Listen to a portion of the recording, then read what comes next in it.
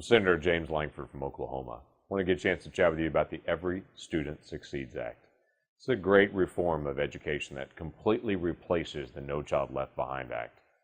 You can talk to any family in Oklahoma, regardless of whether they have school-age kids or not. They would tell you one of the big issues that we face as a state and as a nation are our schools. We want great education for our kids. We've always led the world in education, and we seem to be slipping farther and farther behind. I would tell you, as I talk to teachers and to administrators, they tell me two big issues are constant themes that they face. One of them is the collapse of the families all around the United States and around Oklahoma. That as those kids struggle at home, they struggle at school as well. And teachers end up being parents and teachers a lot of times to a lot of kids. Makes it very difficult in discipline and multiple other areas. We've got to continue to work on our families. The second issue, though, are things like mandates. Additional requirements that are coming down to the federal government. We have very limited education dollars. We have to be able to take care of those education dollars that we have, both from our state and from the federal government. And when the federal government lays a lot of additional mandates down, it slows down the process.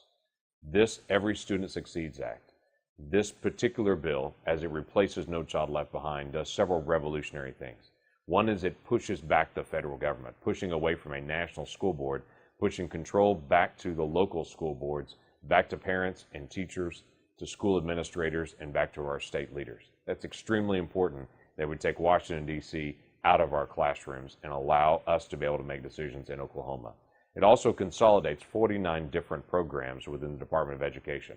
Now, I would tell you, there are multiple other programs that need to be consolidated, and this goes only part way to be able to do that. But this is a big step forward to be able to help consolidate these programs. It also removes requirements like the Common Core requirement. Our state no longer comes to the federal government every year begging for a waiver, as we have done year after year in the years past. As we want to make changes in our education system, we can choose to make changes in our education system. We want to set higher standards, and we can. We don't have to go to Washington, D.C. to ask permission, and there's absolutely no requirement for Common Core. If other states want to do Common Core, they're welcome to do that. Our state doesn't have to do that, and we can choose our own standards and our own testing. No federal testing is required, only state testing and whatever we choose to do as a state. This is a big step forward, and it pulls a lot of this authority out of D.C. back to our state.